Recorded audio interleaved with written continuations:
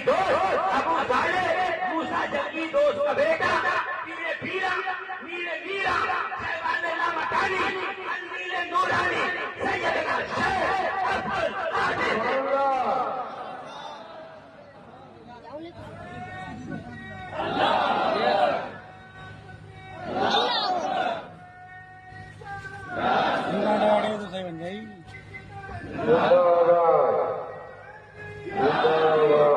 استقبال ایسے کیجیے جیسے حق ہے استقبال کہ سرکار سیدنا شیخ عبد القادر جیلانی کے شہزادے سیدنا سیف الدین عبد الوہاب کے بیٹے سید عبد الرحیم کا بیٹا سیدنا علی احمد صابر کلیا.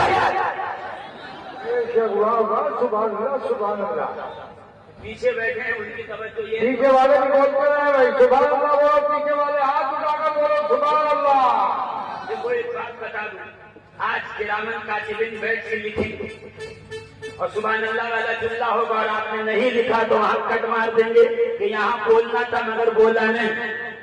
تو میں یہی کہنا چاہتا ہوں کہ بولو تو پہچانے جاؤ گے دنیا میں بھی حشر میں بھی. یہی ہماری پہچان ہوگی کہ اچھوں کے ذکر میں بولتے ہیں، بروں کے ساتھ تو کھڑے رہنا بھی پسند نہیں کرتے. میں بہت دور تک جا سکتا ہوں اس لیے کہ داتا گنج بخش علی حجویری اسی نسل سے زور سے. میں جلدی سے صرف 2 مثال دے رہا تھا. ایک تو دے دی میں نے سرکار محی الدین عبد القادر جیلانی کی. دوسری نسل ہے امام حسن کے بیٹے حسن، امام حسین کے بیٹے زین العابدین کے بیٹے محمد باقر کے بیٹے جعفر صادق کے بیٹے موسیٰ کاظم کے بیٹے سید ادریس کے بیٹے سید ابراہیم کے بیٹے عز الدین کے بیٹے کمال الدین کے بیٹے محمود کے بیٹے محمد کے بیٹے سید سراج الدین کا بیٹا سید قیاس الدین اور قیاس الدین کا شہزادہ حسن معین الدین چشتی قریب النواز. سبحان اللہ بولو سبحان اللہ. کیا سمجھے آپ؟ آج رسول اللہ نے اپنے والضحیٰ والے چہرے کی تنویر، اس کا جمال اور اس کا حسن دنیا دار کے بنائے ہوئے آئینے میں دیکھا تھا. آج پہلی بار نبی نے اپنے حسن کو پروردگار کے بنائے ہوئے آئینے میں دیکھا. سبحان اللہ سبحان اللہ. امام حسن امام حسین حجرے سے باہر نکلے. بھائی دیکھو حاتم کا بیٹا اپنے بابا کی تعریف کر رہا ہے. مچھلی کو چھیلتے ہوئے دونوں شہزادے آگے آئے اور آ کر کہا کیا کہہ رہا تھا علی نے بتایا یہ کہا ہے. کہا اچھا سن تیرے باپ نے ایک گھر میں 6 دروازے بنائے تھے اور 7 دروازے بنائے تھے. ہر ایک سے سخاوت کرتا تھا اور کہہ رہا ہے کہ ایک بار 2 بار 3 بار 4 بار 7 بار آیا اور اس کے بعد لے کے گیا. اور 8واں دروازہ ہوتا تو وہ پھر آتا، 9واں ہوتا تو وہ پھر آتا، 10واں ہوتا تو پھر آتا. میرے نانا نے مسجد نبوی میں کوئی گیٹ کوئی دروازہ نہیں لگوایا تھا. میرے نانا کے حجرے پہ ایک کمبل اور چادر لٹکتی رہتی تھی، کوئی دروازہ نہ تھا. گھر میں ٹوٹی چٹائی تھی، کوئی اثاثہ نہ تھا. مگر سن لے جو میرے نانا کے پاس آیا، میرے نانا نے اس کا دامن ایسا بھرا کہ دوبارہ اسے کسی سے مانگنے کی حاجت نہیں پڑی. جو آتا گیا دامن بڑھتا گیا، دربار سے سخی ہو گیا.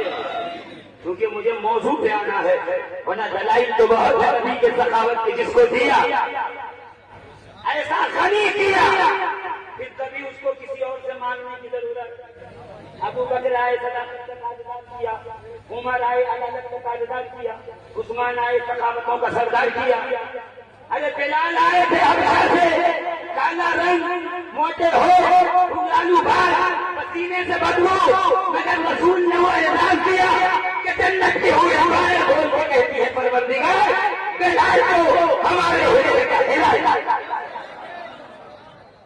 صہیب روم سے آئے ہیں، پوچھئے نبی کتنا دیتے؟ سلمان سے پوچھو آیا تھا کہاں کہاں سے بھٹکتا ہوا، 200 سال کی عمر تھی جب ایمان قبول کیا، 50 سال اور زندہ رہے، 250 سال کا صحابی کہتا ہے کیا؟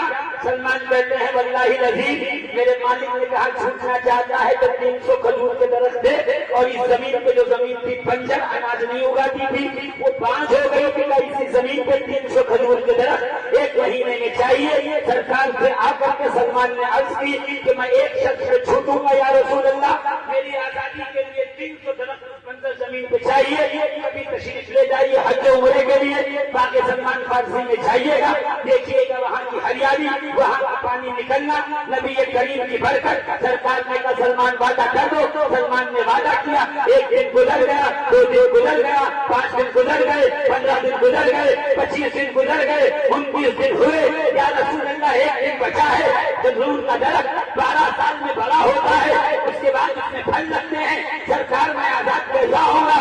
سلمان گھبرا مت، یہ پھاوڑا اٹھا، یہ کلال اٹھا، یہ اوزار اٹھا، اپنے ساتھ کھجوروں کے بیج لے۔ سرکار نے کھجوریں دی، کھجوروں کے بیج کھجوریں دی، اور سرکار نے ایک منہ میں ڈالا، اس کو کھا کے کھجور کے بیج باہر نکالی اور کہا دوسری اور صحابہ کھا لے، اس کو کھا کے بیجیں جمع کی گئی۔ حضور آگے بڑھے، ایک گڑھا کھولا، اس میں پہلا بیج رکھا، اس کو بند کیا۔ پیچھے والے بولیں گے تو آگے والے تو بول ہی رہے ہیں، کا اس نے بیج رکھی اور اپنے برکت والے ہاتھ رکھے، اور ہاتھ رکھنے کے بعد دبایا اور تھوڑا سا پانی ڈالا، نبی آگے بڑھے، دوسرا، تیسرا، چوتھا، 5واں، 100، 200، 300 درخت لگا کے جب سرکار واپس پلٹے ہیں تو جو پہلا لگایا تھا وہ بلند ہو گیا ہے، کھجوریں تازہ آ گئی ہیں، کھجوریں پک گئی ہیں۔ سلمان کیا میرے مالک کو کہے ہم نے کھجور کے بعد لگا دیے ہیں، اس کے بدلے میں تجھے آزاد۔ ان کی سخاوتوں کا ہے 2 جہاں میں چرچا، بولیے ان کی سخاوتوں کا، ان کی سخاوتوں کا ہے 2 جہاں میں چرچا۔ دیتے ہیں سائلوں کو حد طلب سے بھالا، آیا جو بھیک لے لے ان کی گئی نہ منگا، دامن کو اپنے بھر کر کہتا ہوا یہ لوٹا، میرے کریم سے جب قطرہ نبی نے مانگا دریا بہا دیے ہیں قربے۔ میرے کریم سے گر قطرہ کسی نے مانگا دریا بہا دیے ہیں، قربے بہا دیے ہیں۔ اور سنیے محشر میں جب کہ آیا اسیاں شعار گناہگار، محشر میں جب کہ آیا اسیاں شعار بندہ تھا مضطرب کے دیکھو انجام کیا ہو میرا، امت کے غم میں ان کو روتا ہوا جو پایا، بے ساختہ مچل کر آسی پکار اٹھا، اللہ کیا جہنم اب بھی نہ سرد ہوگا، رو رو کے مصطفیٰ نے دریا بہا دیا، رو رو کے مصطفیٰ نے، رو رو کے مصطفیٰ نے دریا بہا دی۔ عزیزان محترم، آج ہم اس نبی کی بارگاہ میں آئے ہیں جس کی سخاوت کا کوئی ثانی نہیں، جس کی عدالت کا کوئی ثانی نہیں، جس کی رحمت کا کوئی ثانی نہیں، جس کے کرم کا کوئی ثانی نہیں، جس کے جود کا کوئی ثانی نہیں، جس کی ادا کا کوئی ثانی نہیں، جس کے حسن کا کوئی ثانی نہیں۔ تم مجھ سے کیا پوچھتے ہو؟ جبریل امین سے پوچھو، شب معراج تلوائے مصطفیٰ سے پیشانی لگا کے کہا تم عطا جان کی بات کرتے ہو، یہ مصطفیٰ وہ ہے جن کے تلوں کا کوئی ثانی نہیں۔ الحمدللہ آج 17 ربیع الاول گزری اور لگ گئی 18ویں شب. 17 ربیع الاول کا کمال یہ ہے کہ اس تاریخ کو ولادت ہے سیدنا امام جعفر الصادق کا. تو ہم دو ولادت کا ذکر کریں گے. صادق ہے ایک رسول صادق. سنا ابھی اپنے تقریر میں سرکار کو صادق امین کہا جاتا ہے. ایک امام جعفر صادق ماں کے شکم میں تھے. محمد باقر کے خواب میں سرکار آئے. آتے کا شہزادے تیرے گھر میں جو بیٹا ہو اس کا نام رکھنا جعفر. کب بنانا کیوں؟ وجہ کہ اس لیے جعفر نام رکھنا کہ جعفر جنت کی اس مرکزی نہر کا نام ہے جس سے ساری جنت کو سیراب کیا جاتا ہے. تیرا یہ بیٹا علم و فن حکمت کا کتنا بڑا شاہکار ہوگا. پوری دنیا میں جہاں علم کے پیاسے ہوں گے اسی جعفر کے دریا سے سیراب کیے.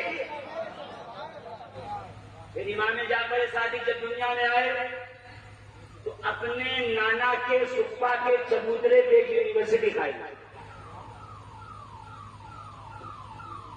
کہاں پر؟ صفا کے، بولو نا، صفا کے پیچھے چبوترے پر ایک یونیورسٹی قائم کی. کہا نانا یہاں پڑھاتے تھے، میں بھی یہاں لوگوں کو علم دین اور تعلیم دوں. زور سے کہیے سبحان اللہ، اور زور سے. آپ لوگ عجوبہ دیکھنے کے شاید زیادہ شوقین ہیں. جو ہو رہا ہونے دیجیے. یہاں آپ کے قبلہ و کعبہ محمد عربی کی بات چل رہی ہے نا؟ تو یہاں حسن مصطفیٰ کی بات ہوگی، یہاں جمال مصطفیٰ کی بات ہوگی. یہاں پر سرکار کی اہل بیت ان کی اولاد کی گفتگو ہوگی. پنجتن پاک کے فیض و کرم کا چرچا ہوگا.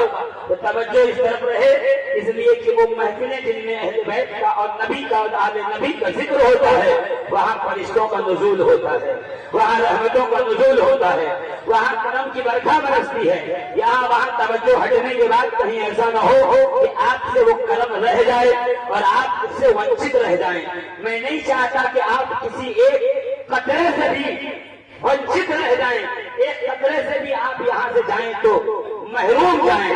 اس لیے توجہ یہاں بنائے رکھیے گا کہ صفا کے چبوترے پہ رسول کریم کے شہزادے جعفر صادق نے ایک یونیورسٹی قائم کی ہے اور اس یونیورسٹی کے دروازے پہ لکھا ہے رضینا قسمت الجبار فینا لنا علم وللجہال مالو. اللہ کے اس تقسیم سے راضی ہیں کہ اللہ نے ہمیں علم دیا ہے اور جاہلوں کو مال. عزیزان محترم غور فرمائیے گا. اب میں آپ کو یونیورسٹی کی خاصیتیں بتا رہا ہوں. آپ نے ودیالیہ دیکھا ہوگا، آپ نے مہا ودیالیہ دیکھا ہوگا، آپ نے یونیورسٹی دیکھی ہوگی. دنیا کی بڑی بڑی یونیورسٹی ہیں. University of America, university of south America, university of California. دیکھا سنا ہوگا، دیکھا نہیں سنا ہوگا. ساؤتھ افریقہ میں ہے، زمبابوے میں ہے، یوکرین میں ہے. بڑی بڑی یونیورسٹیاں ہیں، بڑے بڑے کیمپس ہیں. مگر تاریخ بتاتی ہے مدینہ کی اس کھلے چھت کے نیچے صفا کے چبوترے پہ 4000 طلبا کو ایک وقت میں 400 الگ الگ سبجیکٹ اور مضامین پر لیکچر دینے کا کام امام جعفر صادق کا تھا. علم نو، علم صرف، علم منطق، علم فلسفہ، علم تفسیر، علوم